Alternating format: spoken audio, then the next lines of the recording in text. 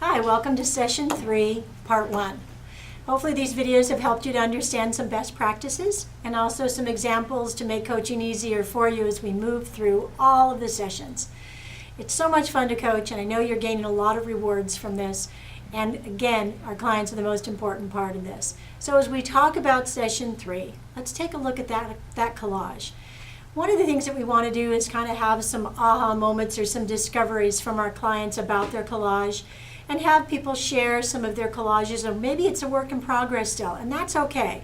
But they can keep working on it as they move along. So start Session 3 with a recap and talk about how they felt about the collages, what their discoveries were, and give them a time frame.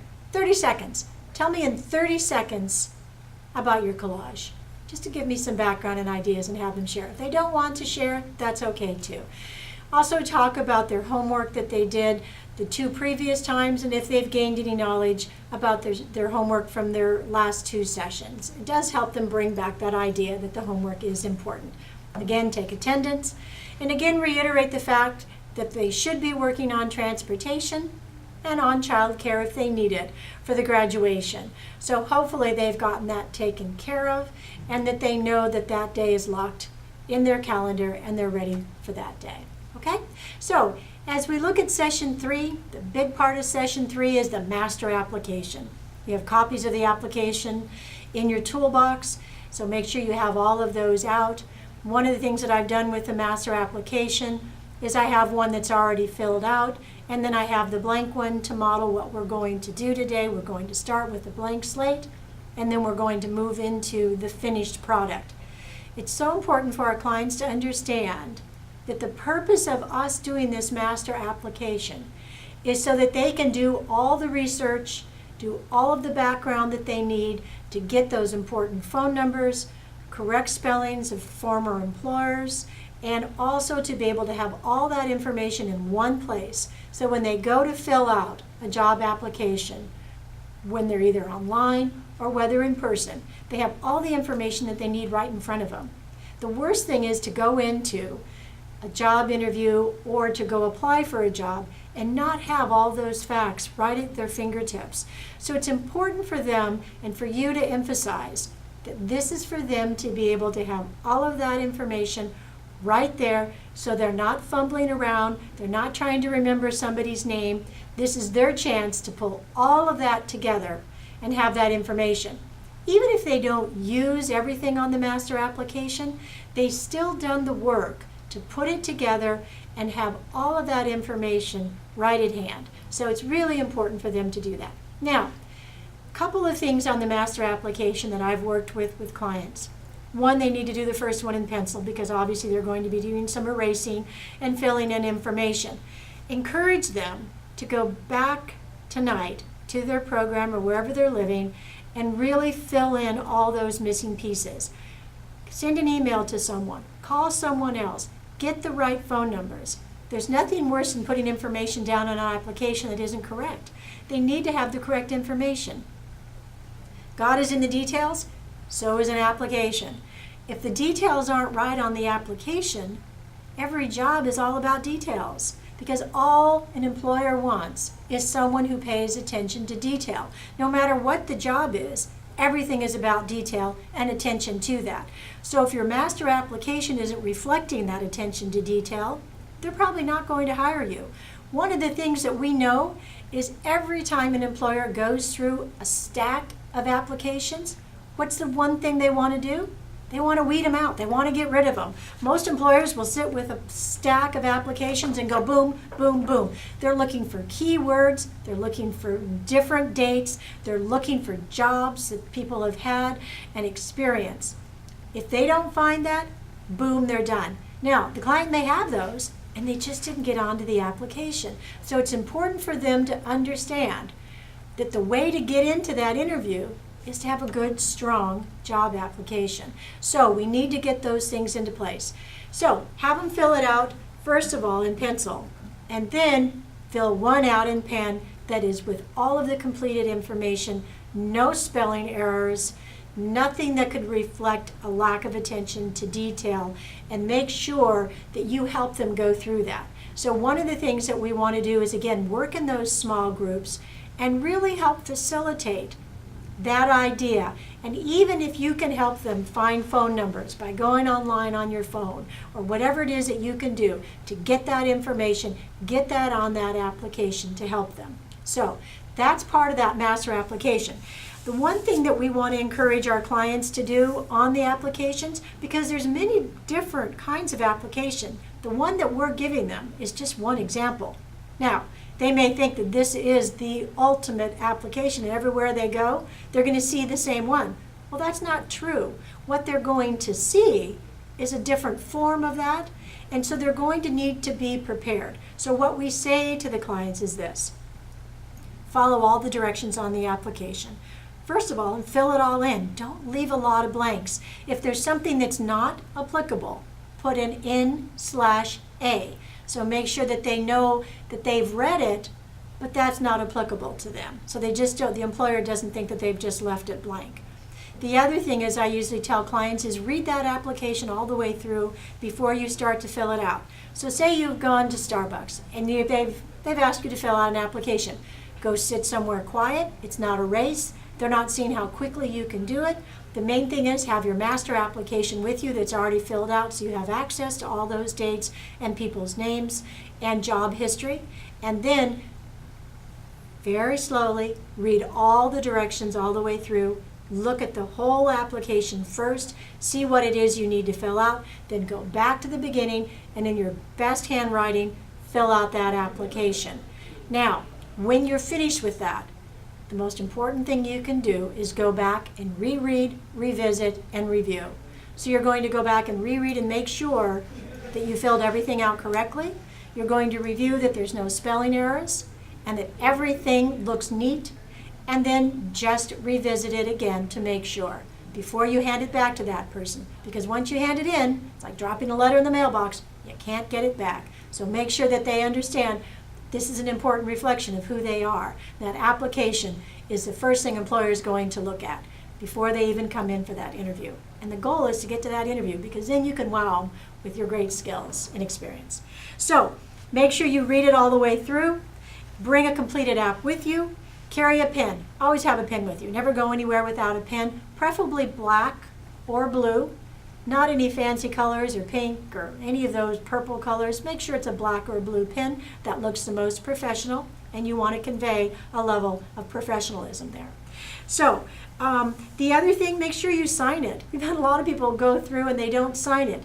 Make sure before you sign it, though, that you've read everything that says there, because there may be some things. They may want to ask for a background check, and you want to say that's okay.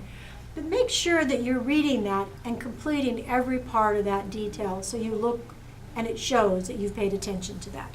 Don't do any cross-offs. Not a good thing. So, okay. Now, the other thing that we want to talk about with the application, and this is becoming much more common, and most of our clients have probably already experienced this, and that is the online application. Wow. I would suggest to every single coach that you go through and try to fill out an online application so that you can have an understanding of what it's like for our clients. These can be long, they can be tedious, they can be overwhelming, and they can be highly repetitive. The employers obviously are trying to weed people out. They want you to know if you'll take the time to fill out all of that online information. So one of the things that I've suggested to clients is this. Look through the online application. First of all, make sure it's a job you really want. Just don't go surfing. Just don't fill out a whole bunch because you'll get burned out. And then when it does come to the job that you do want to apply for online, you may not have the energy to want to really sit down and fill it all out. So the online application is important. I would tell them to do a couple just to get experience doing it for jobs maybe they don't want, but just to get the idea of what the online application means. Also on those online applications, you can stop and take a break.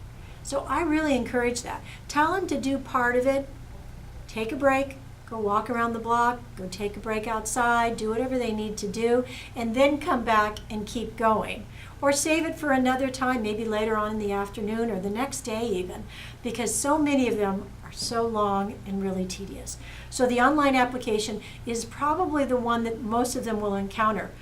The days of a master application are really, paper ones are kind of kind of old school, if you will. There's still a lot of places that take that, but most places will say, go on our website, fill out the online application.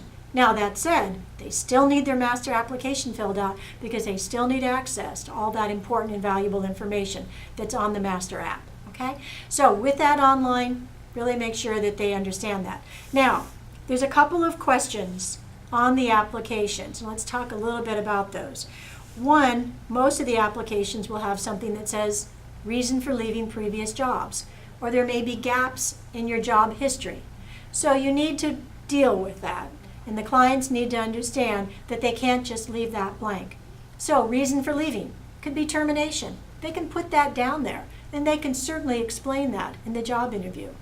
It could be also that they were laid off. The position was eliminated. All sorts of things.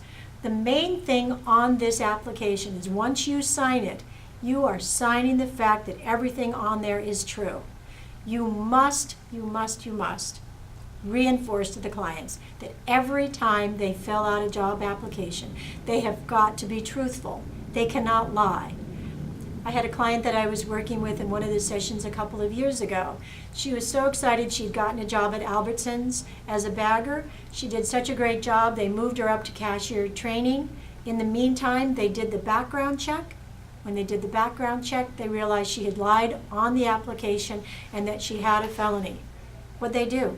They fired her. She loved that job. It was a great stepping stone for her. She liked the people she worked with.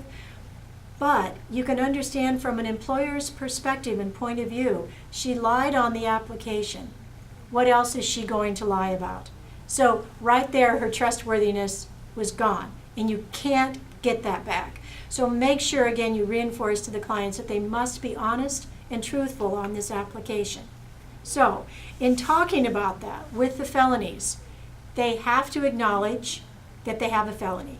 So if the application asks, and they'll ask in different ways. So again, that's part of that idea of making sure they read through the application first, and all applications will be different. Just because, again, the one that we're giving them is one idea. It's only one example. So make sure they read everything through. It is important that they always be honest about it and mark yes if it says, have they ever been convicted of a felony? So here are the things that we need to do on that. They can write in there, if it asks them what the felony was, they can write in there, we'll explain at interview. This is their opportunity to explain and give some feedback and information about what the felony was and what they're doing to change the future of their life. So make sure they say yes. Also, tell them not to go into details. It's not that important for them to go into details about that on the application. When you get to the aspect of the interview itself, we ask clients to go through these 3 steps. 1, thank you for asking. 2, to acknowledge that it was there, but to say in this respect, in the past I made some bad decisions. It did not live up to my potential. Since then, I have worked hard to learn how to make better choices. Step 3, I'm concentrating on building a better life and making positive contributions. This job is a big part of achieving a new start. And with your help, I will get there. 3 short answers. Not a lot of details, not a long, sad story about what happened or excuses, because there are no excuses and the employer doesn't want to hear that. So just make sure that they just simply go through those 3 steps. I'd ask them to practice that like their elevator speech so it comes naturally to them. A couple of other things that I've talked to clients about. Here's a nice example. I've enrolled in school currently and working to reframe my life. So I'm taking positive steps to change the direction of my life. That's also a very good answer. I'm looking forward. I intend to return to school and gain new skills to prepare me for an upcoming job. Again, a positive. Always stay within the positive, never within the negative. The other answer would be, if it's a phone interview, and we'll talk about those in a minute, but I'd be willing to talk about this in the next interview and give you more information. So, if an employer asks what the felony is, quickly state it, and then move on in a positive way using some of those statements that I just read. So again, always move to the positive, never go to the negative, never go into too much detail. And acknowledge and accept that you had the felony and then move on from there. So big steps, 3 steps. Thank you for asking. It was this, and here's my future. So just have them focus on those 3 steps of the felony. Not all of your clients will have been convicted of a felony. So if this is only 2 or 3 clients, take them aside and go through this process with them. Don't go and do it in front of the whole class when it's not really relevant to the other clients. Just take those 3 aside and actually work through that with them in a small group setting, because not everyone needs to practice that, okay? It's a big question. A lot of our clients have a lot of that. We'll talk about background checks as well in the next session, and so you can have some information on that as well and some helpful hints on that background check. So let's move into small groups, talk about that master application, work in that small group with those clients that need that felony question answered, and practice, and then we'll take a break. Remember to set a timer for the break. One of the things by this session, a lot of times they may take a little bit longer, and you only have a certain amount of time to get everything you need to in. So make sure that they respect the time, your time, and the time that it takes to do each one of our sessions. So set a little timer, let them know that in 10 minutes they should be back when they hear that ding, and come back and be ready to go for session number 3, part 2. Thanks.